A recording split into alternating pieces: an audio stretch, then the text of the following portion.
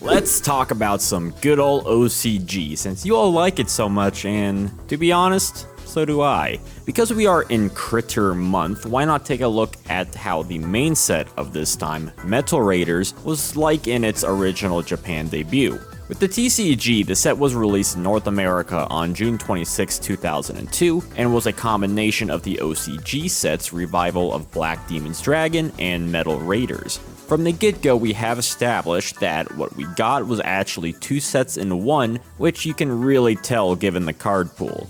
TCG MRD contains 144 cards, while OCG MRD only has 84. The OCG was around years before the TCG, and as such they got many sets and cards before we would see them. For example, Dark Magician was released here in LOB in 2002, and over there it was Volume 1 in 1999. As such, Metal Raiders Japanese is a reprint set, instead of a new core set you may have expected. Reprints are nice in Yu-Gi-Oh! As it allows duelists who miss out on older sets or harder to find cards the opportunity to obtain the cards they want or need. This is what made structure decks so popular in both regions, for that dark hole was only one purchase away.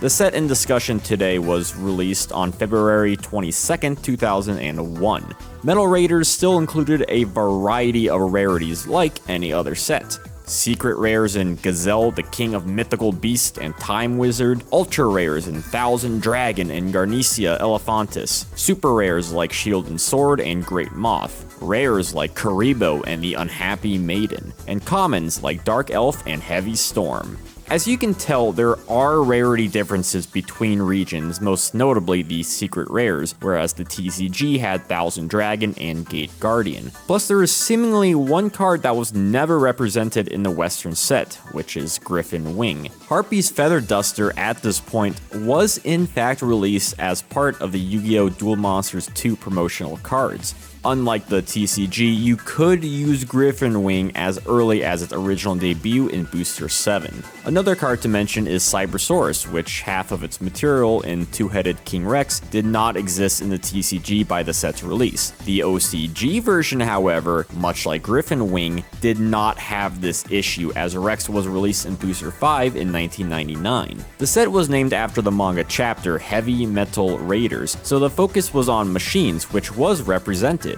Barrel Dragon, Launcher Spider, and Gigatech Wolf, just to name a few. Its partner set, Revival of Black Demon's Dragon, was released before it and focused on reprints from mostly cards from Volume 4 and Volume 5. Black Skull Dragon, Change of Heart, Harpy Lady Sisters, and Summon Skull, all of which also contained Ultra Parallel Rare versions. That's awesome. Between the two sets, Gate Guardian would mysteriously be missing.